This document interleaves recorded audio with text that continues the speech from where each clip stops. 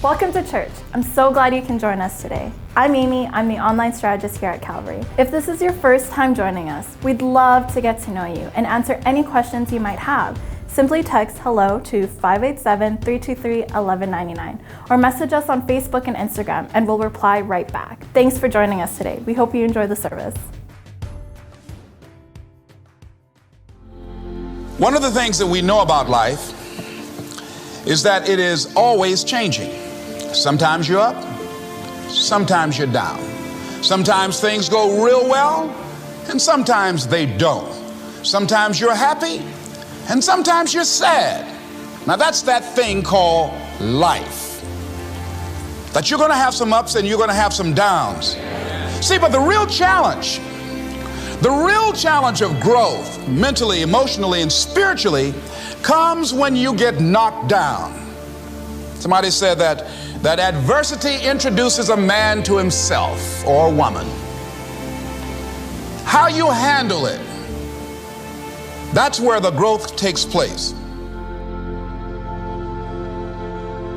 Good morning to everyone on this second Sunday of 2021. Wow, who would have believed that 2021 would ever show up on the calendar? It's really crazy.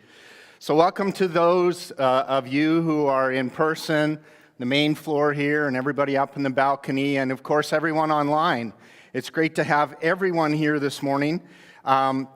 Wherever you are, whether you're watching online or whether you're in person, we encourage you to be bold this year, to invite people in person or to invite people to join you online, a watch party, maybe send out a personal invitation.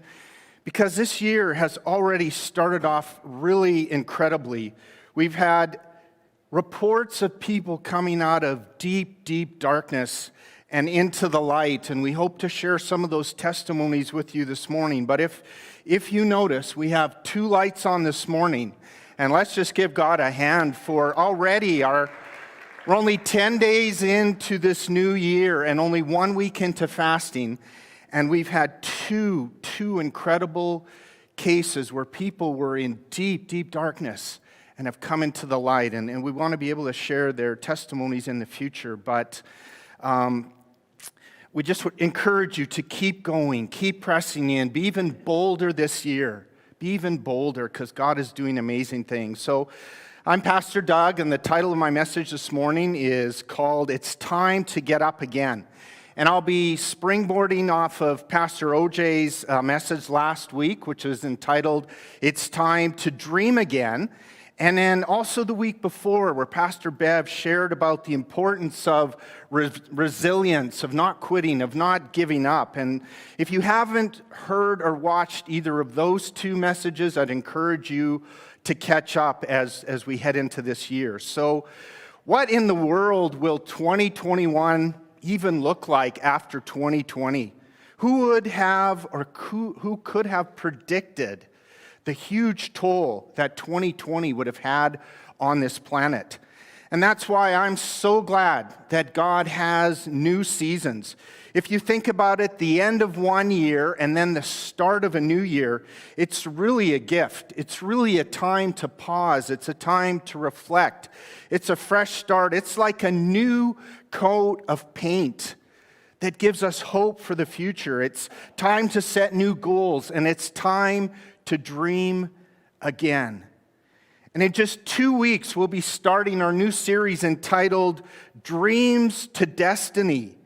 And we'll be looking at the life of Joseph and how God gave him incredible dreams and called him to, but first God set him on this path. God set him on this path where he had to develop his character, and he had to make sure that he had that character to fulfill the dreams that God had called him to for his destiny. So it's going to be an awesome series. And what better way to start a new season? I read the devotions this morning. How many of you read the prayer and fasting devotions this morning and watched the prayer video? Brittany prayed about what a privilege to start a new year with fasting. And what an opportunity as an entire church together, not just as individuals, but as a community, we can powerfully seek God and we can put aside those things that so easily distract us. You know what? Can I be honest with you this morning? Personally, I can't stand fasting. I miss grabbing snacks here and there. I miss grabbing snacks at my desk and at home, or popping through a drive-through for a quick, nutritious snack. And I really miss watching sports highlights late at night, or getting up every morning and checking the news and checking all the social media sites. And there's even a couple games on my phone that I play for too many minutes every day. And then, of course, I got 2 new cool PlayStation games for Christmas. And I'm such a huge sports fan, and this fasting comes at such an inconvenient time. I mean, we just had the World Junior Hockey Championships finishing, the NFL playoffs and the NHL season are about to start, and the NBA season has begun. And my wife and I just started season 2 of a real cool Star Wars series on Disney+. But all of those things I listed are why prayer and fasting is so important. Fasting causes us to step back and say, what eternal value do these things have? How is me spending all this time on all of these distractions helping me to bring the hope and light of Jesus to the world around us? Don't get me wrong, you know what? There's certain things that we enjoy, and they really do kind of fuel our souls, and we can take some time to relax and enjoy doing them and have some fun doing them. But I'm talking about when they become hours and hours and hours of distractions that take us away from our true focus.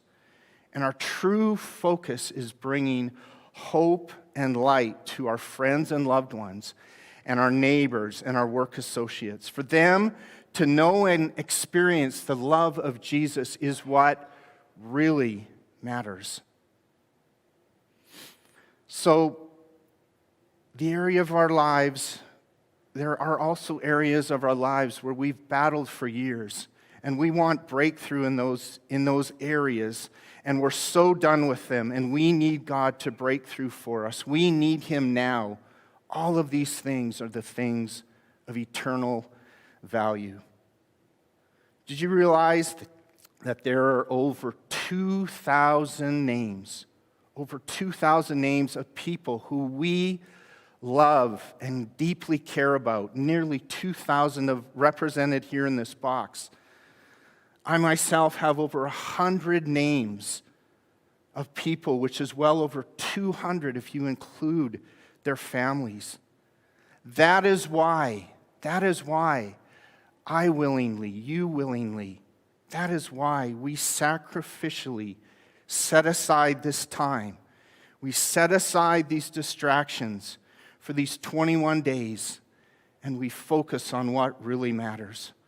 So I encourage you to dive in and participate as much as you're able to. Now more than ever is the time to seek God and hear a word from Him. Can you imagine with me how hard we would have fasted a year ago if we knew what 2020 was going to bring? How much would we have pressed into God? So it's not too late. Pick up your copy of our prayer and fasting journal.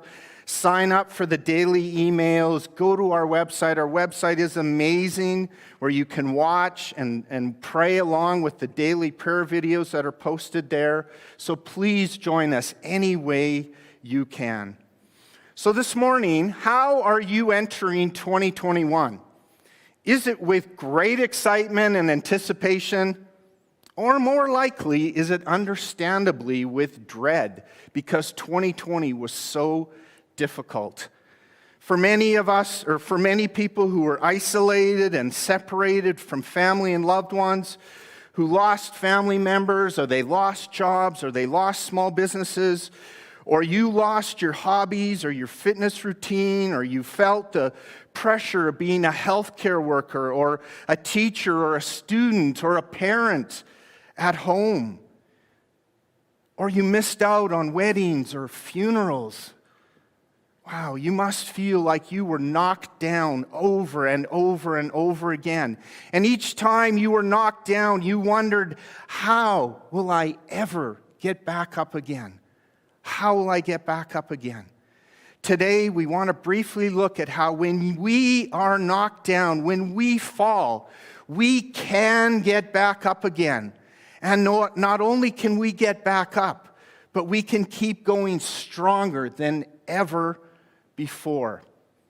You know, one thing is for sure, I do know something about getting knocked down and having to get back up again.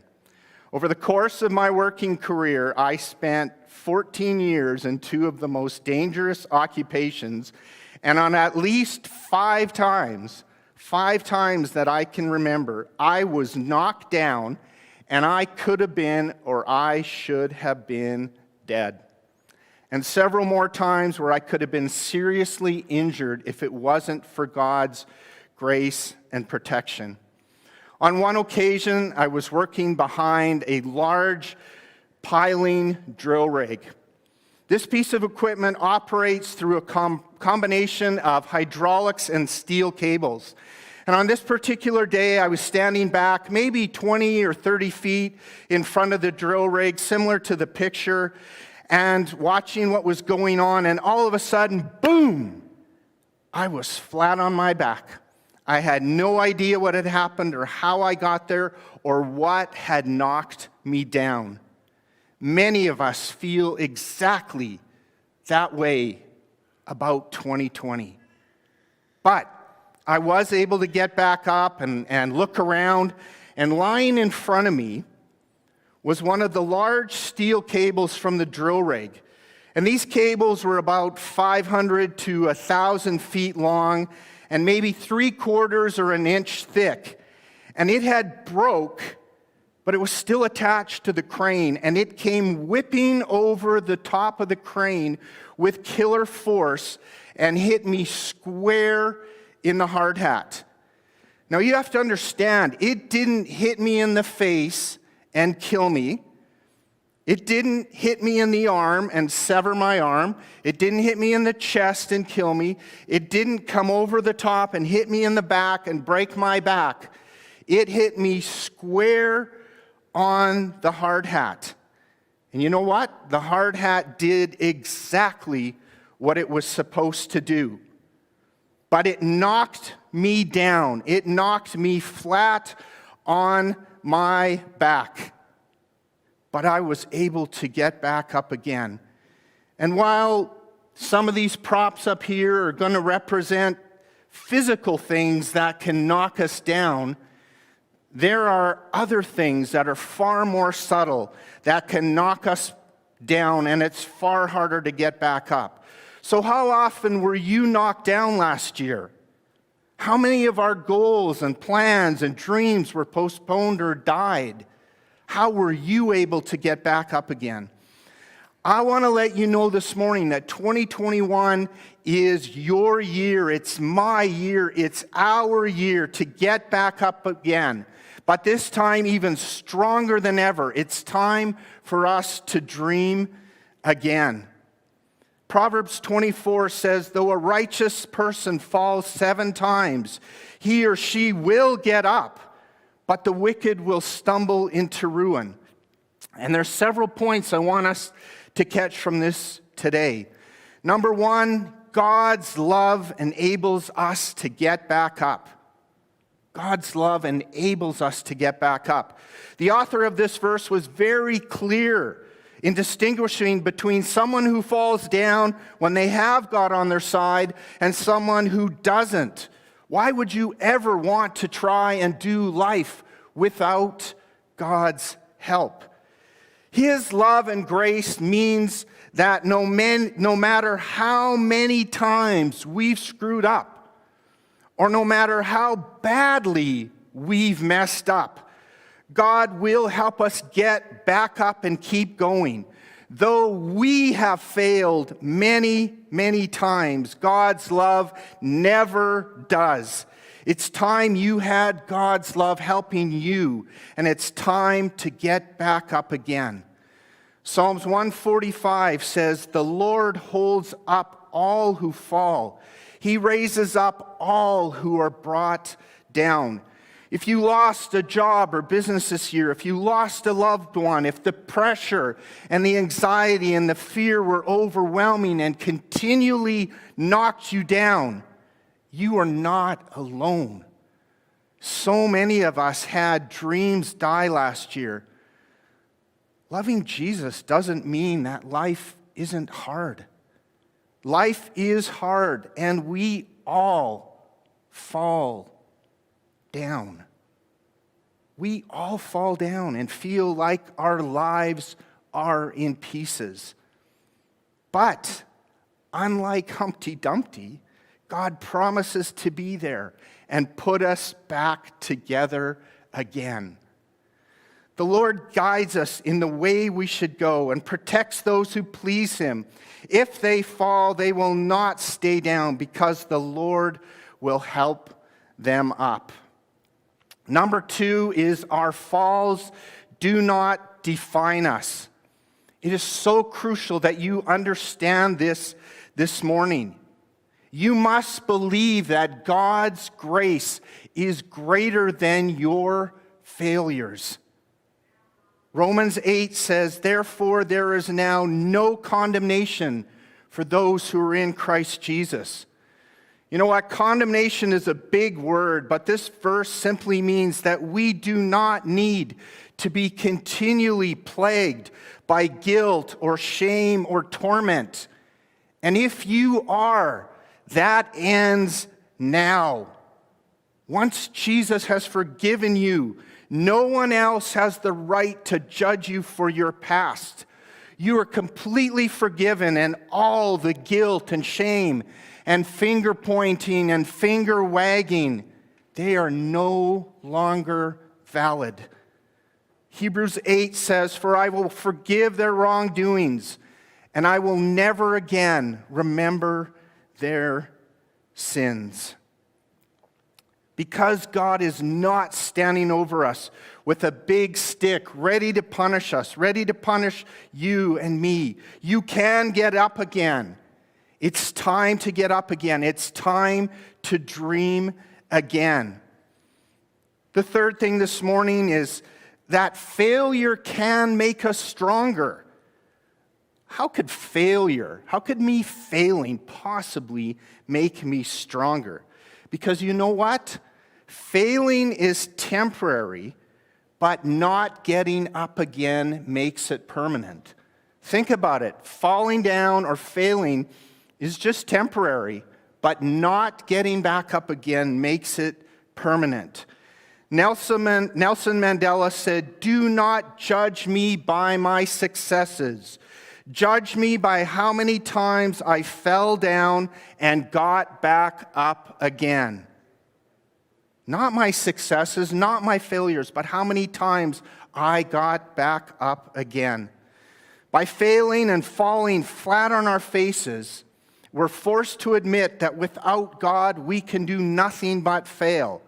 Oh, sure, we may have temporary success. We may see others that have temporary success, but we won't have long-lasting, eternal success without God. And failure never seems to be a good thing when it happens. However, if we can get back up and learn from it, it will make us stronger. Michael Jordan said, "I failed over and over and over again in my life, and that is why I succeed." That is why I succeed. In the Gospels, we see Jesus actually knowing and telling one of his followers that they were going to be a failure.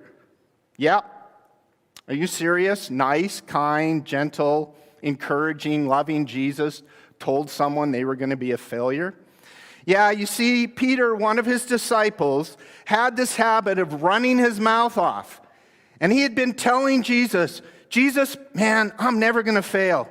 I'm never going to mess up. And you know what? All those other disciples, yeah, you know what? Even if they mess up and fail, not me. No way, Jesus. I'm not going to mess up. Jesus set him straight and told him that as a matter of fact, Peter was going to fail big time. And sure enough, 3 times in a row, he did. None of us this morning, none of us are beyond the possibility of major failure. That's why we should never point the finger at someone else who fails. We should never judge them for failing. It is only God's grace that keeps us from falling ourselves. So how did Peter grow stronger through failure? How did he grow stronger? Well, he lost his pride. He lost his overconfidence in himself. He lost his impulsiveness, and he lost his fear and his unreliability. He lost all of those things. And after getting back up again, he gained humility. He gained confidence in God, and he gained courage and determination. The things we lose through failing, this is really important. The things we lose through failing, we don't need those things. And the things we gain by getting back up again, they couldn't have come any other way. So if we haven't majorly failed, be thankful and humble, completely dependent on God. And if we have majorly failed, if you're watching this morning, if you're here, we've all majorly failed at times. God helps us back up, and He heals and He restores. He will use everything in our lives, success or failure, everything that we've gone through in life, because with God, none of it is wasted. So how do we get back up again? How do we get back up again this morning? Well, before we look at how we get back up, it's important to understand very quickly why we fall or get knocked down. And there's usually 3 reasons to why we fall or get knocked down. Number 1, look in the mirror. That's right, me. The first point is that we mess up, we blow it. Our sinful nature, my sinful nature, your sinful nature, causes us to make poor choices. These could be based on fear or pride or selfishness or greed or lust or other things, and therefore we fall or get knocked down because of the consequences of our bad decisions. The second reason why we fall is that Satan's always on the prowl, looking to attack us because he hates us and he wants us destroyed. And often we fall because of a combination of, number 1, our own sin and weakness, and number 2, his attacks trying to exploit our weaknesses. And the third reason we fall is life, just plain old life. We live in a fallen world, and Jesus did say we would face challenges and hard times. I would say that in 2020, a lot of this can be attributed to number 2, our enemy. The loss of jobs, the isolation, the loneliness, the deaths, the fear, the anxiety.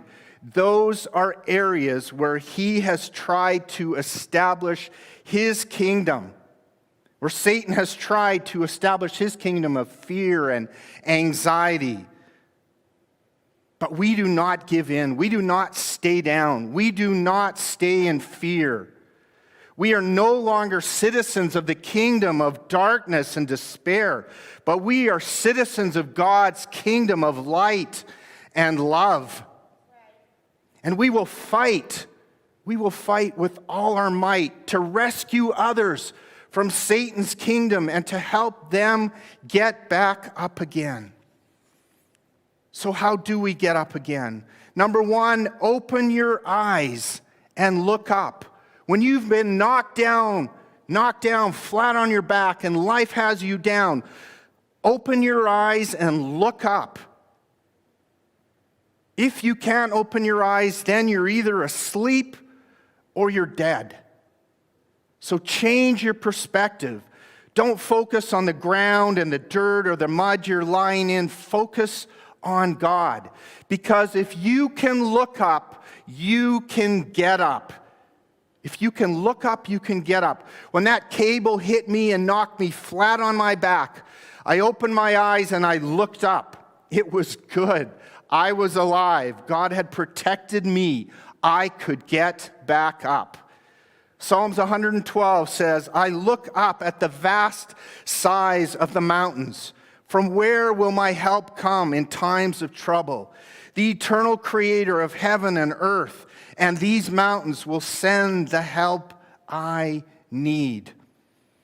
Part of looking up is don't focus on the past, focus on the future. How many of you here this morning are time travelers? Okay, other than the two of you up there in the balcony, the rest of us aren't. And we can't reverse 2020. Many of us would want to, but we can't go back to the past. Not to either relive the good days or to undo the mistakes we've made. This isn't like the movie Groundhog's Day, where every day we wake up and we relive the same day over and over and over again with a chance to fix all of our mistakes. Author J.E.B. Spreedman says, if you're always looking back at what you've lost, you'll never discover the treasure that lies just up ahead. The second way that we get back up again is stand up. Stand up.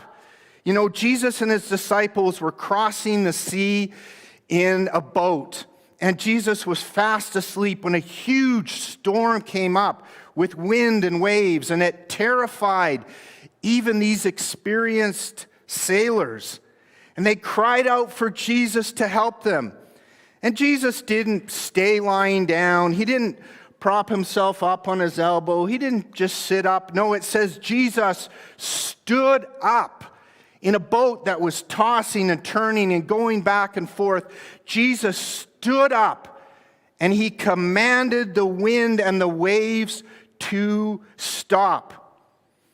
And after the storm of 2020 that's knocked us down, it's time to get up. It's time to stand up.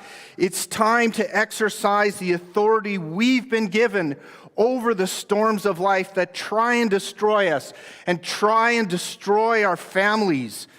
You may need to go back and watch our series on the armor of God so you can use the spiritual weapons that God has given each one of you.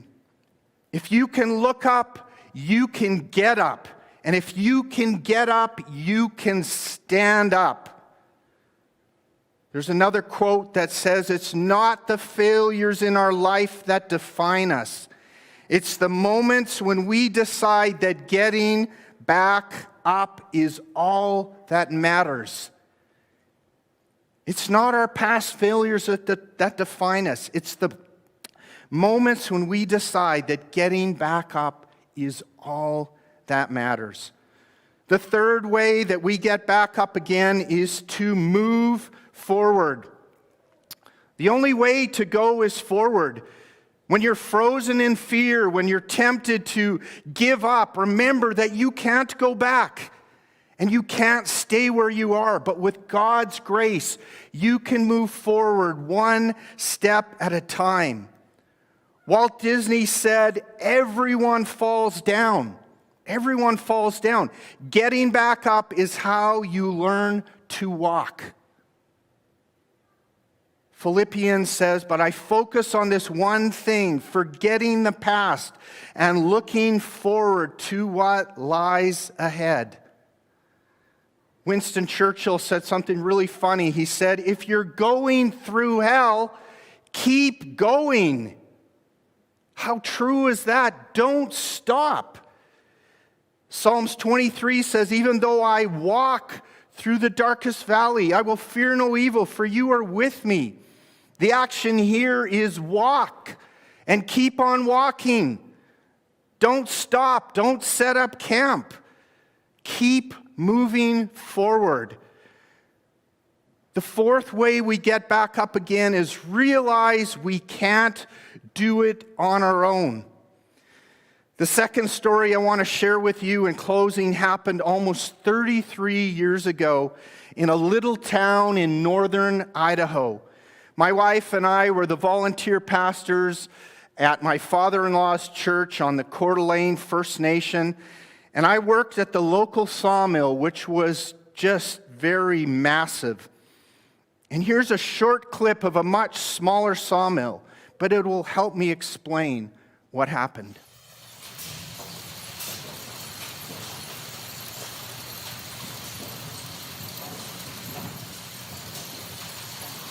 So if you can picture something probably 2 or 3 times that size, absolutely huge. And I was working night shift that particular evening, and we were running a lot of large boards like 2x10s and 2x12s, much like this massive piece of wood, except maybe 15 or 20 feet long. And it was lunch break, and it was around midnight or so, and I decided to get some maintenance done while the mill was quiet and the machinery was stopped. The equipment I was working on was chain-driven, as you saw in the video, and I followed the safety protocols and disengaged the system before climbing out onto the narrow guides. And the platform that the guides rested on, if you can throw that up just for 1 second, Sean. The platform that the guides rested on was about 3 stories off the ground, and there was nowhere to stand other than on those little narrow yellow guides or actually on the wood itself that remained on the chains. Thanks, Sean. I was kneeling and I was bent over, concentrating, and I lost track of time when, to my horror, out of the corner of my eye, I saw one of the workers run to the emergency shut-off switch and restart the chains without seeing me there. The worship team can go ahead and come on back up. So out of the corner of my eye, I saw him press the start button while I was standing out there on a narrow rail. And all of a sudden, everything began to move, and he was wearing his hearing protection. So my frantic shouts went unnoticed, and the chain started up again, and all I could do was hop from board to board until there was a gap with no board. And as I tried to stand on the narrow guide, I lost my balance, and I fell backwards. I miraculously landed on my back on the very narrow guide, rather than falling in the gap to the right or falling in the gap to the left and plunging 3 stories to the concrete pad below and likely to my death. And the chains kept going, tracking down the center of my back, and the boards began to climb over me and repeatedly hit me in the chin over and over again until the pile jammed the chain and stopped everything. At that point, I could not get back up again on my own because of the weight piled on top of me. And there are times we cannot get up again on our own. That is why we need community. That is why we need each other. That is why we need God's help. So the operator noticed that the chains had stopped and came around the corner and saw a huge pile of jammed up boards with me on the bottom. So one by one, they helped pull everything off of me and help me get up again. The bottom of my chin was cut pretty bad, and I was bleeding. My back was bruised, and I was pretty shaken up. But God had protected me, and I was able to get back up again. So if the fear and the anxiety and the isolation are keeping you down, it's time to have someone throw those things off for you and help you get back up again. There's a small bit of humor in this story. They let me go home early, and when I arrived home, it's like 2 or 3 in the morning, and it was dark and cold, and I was really shaken, and my chin was still bandaged up, and I wanted to tell my wife about this horrible experience I had just gone through. And I wanted to tell her how fortunate it was for her that I was still alive. So I woke my wife up and told her, I almost died at work tonight. And she sleepily responded, that's nice, honey. Now come back to bed. You know, to this day, the fifth thing is dream again. Dream again. You know, to this day, almost 33 years later, I still carry a 1-inch scar on my chin from being knocked down. And many of us may be carrying emotional hurt, or maybe even scars from being knocked down in 2020 or before 2020. Maybe it was your upbringing. Maybe it was things you went through as a child or an adult, and you're carrying scars. You're carrying that stuff forward, and you find it impossible to get back up again. You know, there's no doubt about it. 2020 was a dream stealer. COVID was and still is a dream stealer. And there are those of you who would say, I would like to get back up. I would like to dream again. But COVID, our fear of COVID must not be greater than our faith in God. And for some Christians, it is.